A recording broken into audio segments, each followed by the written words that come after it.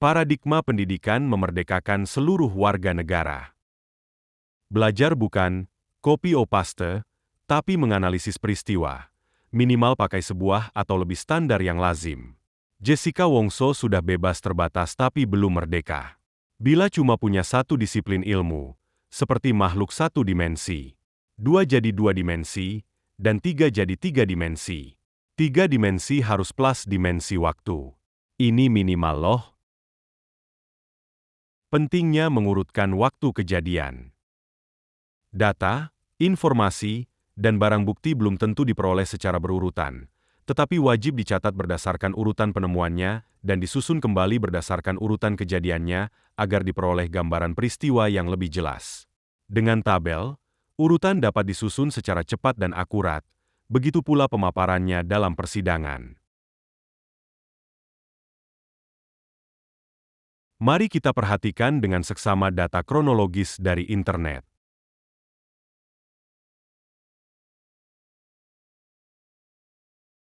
Lanjutannya.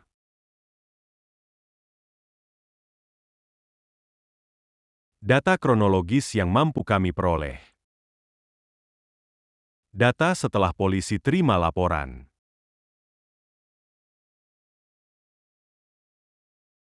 Saat membujuk keluarga untuk mengizinkan jenazah Mirna diotopsi, apakah polisi sudah tahu berapa kadar sianida dalam kopi bekas diminum Mirna?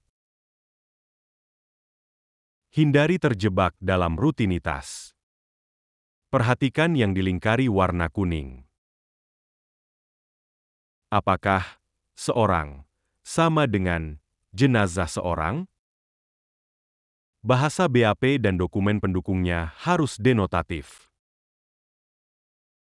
Orang mati bisa mengatakan banyak hal dan 100% jujur. Ini pernyataan hampir semua ahli forensik yang memeriksa sebab kematian.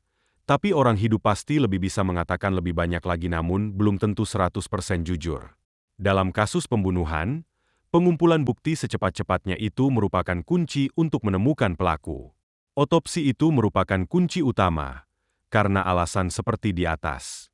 Bagaimana seorang detektif menganalisis TKP sehingga bisa diperoleh alur yang jelas mengenai dugaan sebuah peristiwa, guna memperoleh apa yang sebenarnya terjadi? Bisakah kita jujur dengan mau mengkaji agar hukum bukan untuk hukum, tapi demi keadilan? Ayo, kita belajar orang mati karena sianida. Harus dicari jejak sianida dalam bentuk HCN dan atau ion sianida, CN, termasuk metabolitnya tiosianat, SCN, pada lambung, darah, hati, jantung, ginjal, urin, dan mungkin pula otak. Paru-paru juga relevan bila paparan terjadi dalam bentuk gas. Ada tanda-tanda khusus, yaitu lembam warna, cherry red, tanda-tanda lain merupakan pendukung. Masihkah kita memakai?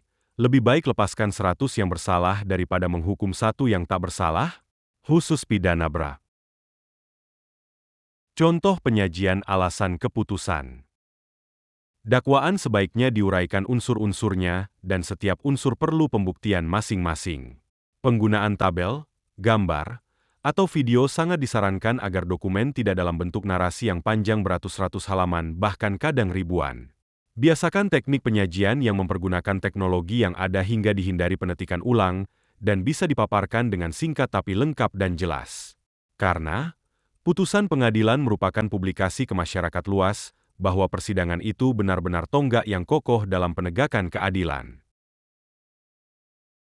Ingat, belajar pun perlu pola. Arti adalah hubungan timbal balik antara lambang dan yang dilambangkan. Satu yang dilambangkan boleh punya banyak lambang tapi tidak sebaliknya, kecuali dunia seni. Bahasa hukum sebaiknya dipakai kata istilah yang koresponden satu-satu, denotatif. Merdeka bagi Jessica Wongso sama dengan bebas dari tetu pembunuh, karena dukung polemik kopi sianida jadi studi kasus. Dirgahayu NKRI. Merdeka.